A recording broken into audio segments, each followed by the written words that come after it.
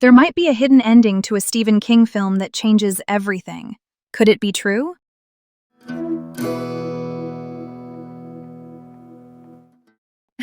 Hi, I'm Allie, and I am running on iced coffee and a very suspicious amount of Reddit threads today. And I'm Brianne, and I have a headache from reading sentence fragments in all caps, but sure, let's do this. Welcome to the Veil, Unsolved and Unbelievable. We have tea, we have theories, and we have, an unreasonable amount of feelings about dystopian teenagers walking in the rain. Okay, so check this out. Today I am bringing my own personal theory. I believe there is a suppressed third ending to The Long Walk, informally called the Stebbins Cut, screened only once, vanished, and it reframes the entire story as a dynastic rite instead of rebellion or penance. Wait. A secret ending that played once and then evaporated into the ether. Sure, and my cat wrote the score. I call BS, but please continue for entertainment value. Back to the story. Quick primer in case you missed it. The Long Walk is the 2025 film directed by Francis Lawrence, written by J.T. Molnar, adapted from Stephen King's 1979 novel published under his Richard Bachman pseudonym. Lionsgate released it in September 2025. It's set in an alternate 1970s America, under a totalitarian military regime after a civil war. Everything is bleak, and the state turns mass suffering into a TV event. Here's what went down. Every year, 50 boys, one from each state, have to walk non-stop, keeping at least 3 miles per hour. You slow below that, you get a warning. 3 warnings, you are executed on the spot. No sleep, barely any rest, just rations, water, and the country watching. The last boy alive wins a pile of money and one wish. It is like the cruelest game show ever. And it doubles as propaganda. The Major, played by Mark Hamill, smiles while teenagers die, which is chilling. The crowds cheer, the soldiers film, and it turns the road into a stage and a killing ground. Grim, but on brand for a dystopia. Cast-wise, the ensemble is stacked. Cooper Hoffman is Ray Garrity from Maine. David Johnson is Pete McVries, plus Garrett Waring, Tut Newitt, Joshua Ojic, Charlie Plummer, Ben Wang, Roman Griffin Davis. And Mark Hamill is the Major, who is, charming in a way that makes your skin crawl. People praised the performances and the stark look. The production shot chronologically in Winnipeg, which is rare, so the actors' exhaustion builds for real. Music by Jeremiah Freites, with an original country ballad, Took a Walk, by Shabuzi and Stephen Wilson Jr. It all leans spare and aching. Box office was about $63 million worldwide on a $20 million budget. Cinema score B. Critics loved the acting, questioned the thin world building, and argued about the ending. Right, the 2 endings people actually saw. In one, Pete gets a soldier's carbine and kills the Major, then walks away. In the alternate, he spares the Major, keeps walking, and we get a postscript implying he sends monthly envelopes to Hank Olson's widow, Ray's mum Ginny, and Art Baker's grandmother, with Art's rosary. Those play out as on-screen text or an implied coda. That's the official menu.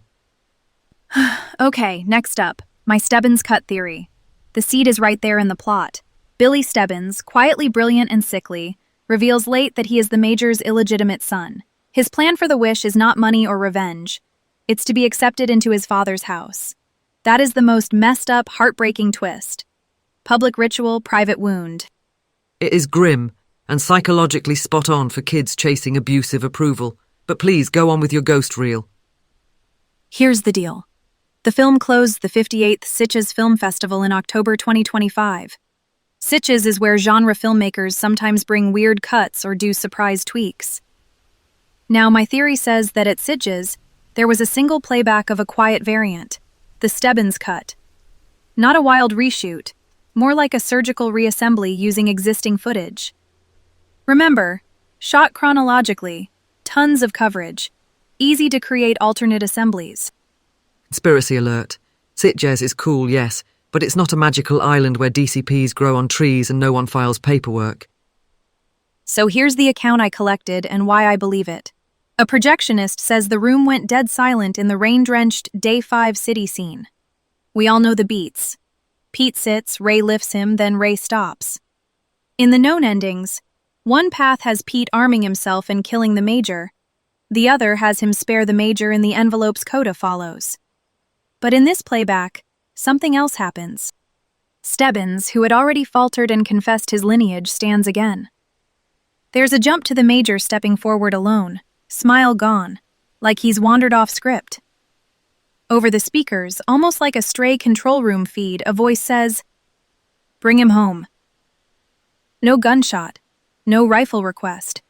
The rain becomes a hiss. Stebbins faces the Major. No wish is spoken.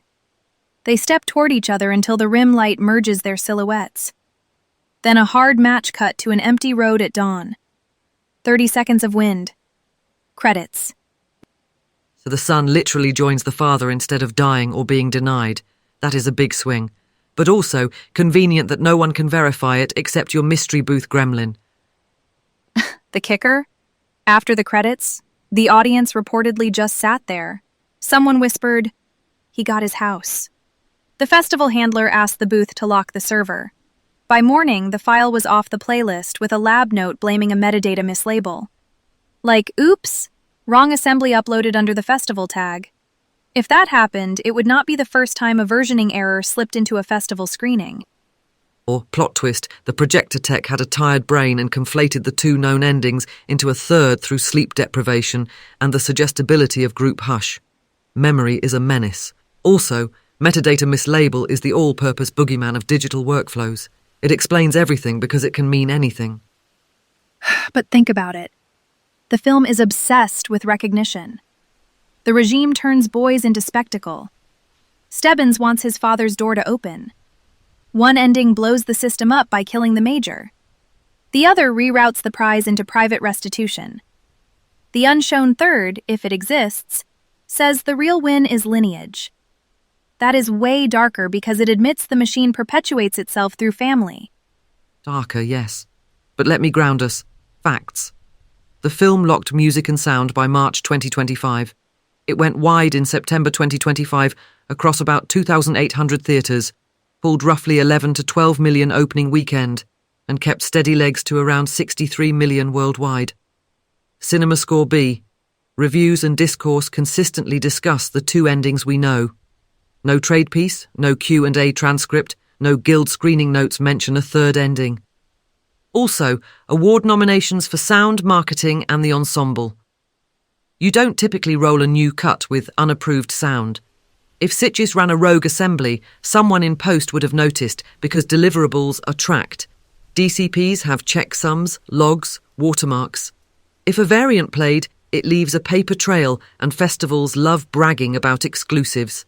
Silence suggests it didn't happen. Unless bragging about it would undercut the studio's messaging. The assassination ending already had critics like Tasha Robinson asking, "Why didn't the soldiers react? Is it plausible? Is this happening literally or in Pete's head?" Belen Edwards also floated the dying vision angle. If you unveil a Stebbins variant that humanizes the Major as a father, you risk shifting the whole discourse from systemic violence to family melodrama. Maybe that is why you bury it. And hear me, the two endings already polarize audiences. Why invite a third point of confusion that contradicts the winner's wish mechanic and the fatal rules?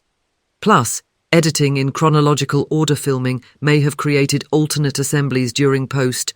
Sure, but that does not mean they were exported, quality-checked, subtitled, shipped, and slotted by accident. That pipeline is not mystical. But Sitges is where they would try it if they tried it. Genre crowd, international press. The film literally closed the festival. You want a single data point? You do it late at night. You pull the file in the morning. Call it a mislabel, done. And if the two silhouettes merging into one was there even once, it explains the cryptic theme better than the other endings. Recognition is the poison.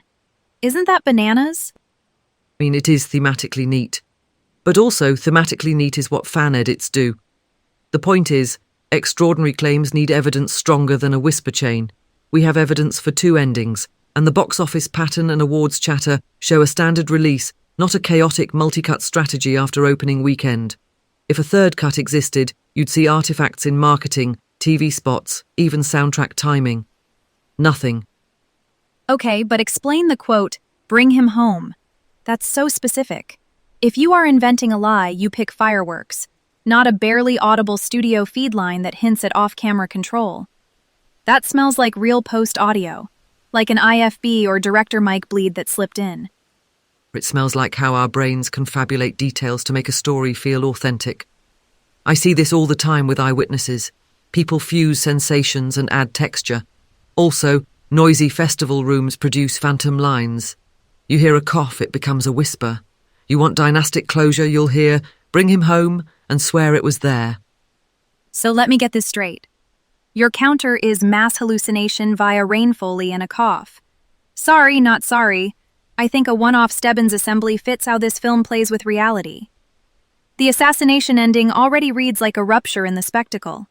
The envelope's coda reads like private atonement. The Stebbins variant is the regime's dream. The son is absorbed. That triangle tells the full story. And my counter is boring, but solid. Known deliverables, locked audio by March 2025, zero corroborating documentation, and a very public, very consistent release. Also, if the studio wanted that dynastic read, they'd have marketed the Major harder as a twisted father figure. Instead, he's the smiley enforcer you sometimes want to punch. The text supports ambiguities, yes, but the cuts we have already do the job. Back to the facts. Either way, the film leaves big gaps on purpose. Like, how is the walk meant to actually help the economy? It never really says. It just shows us the crowds, the uniforms, the broadcasts, and the boys. Maybe that's why a hush ending like Stebbins and the Major makes sense to me. It is an answer the regime would give. Family solves everything, even when family is the cage. Moving right along. Bigger question. What is truth in a story that is built to feel like live propaganda? When a film gives you two endings, and maybe, in Alleyland, a third, your brain chooses the one that matches your fear, rebellion, restitution, or absorption. We bring our own wish to the walk. Recommendation time. If you want the bone-deep version, read Stephen King's The Long Walk. The book is even leaner and meaner, and you will feel every mile. All right, moving on. I am going to make tea and, not think about boys collapsing on asphalt for 15 minutes. Then maybe rewatch for the carbine scene because I am basic. I'm going to cue the soundtrack and stare out a rainy window like a melodramatic cryptid. If anyone out there has receipts on the Stebbins cut, my inbox is open. Be nice, be specific. Thanks for listening. Stay curious, question everything, and please hydrate if you plan a symbolic march across town. We'll see you next time under the veil. And, bring him home.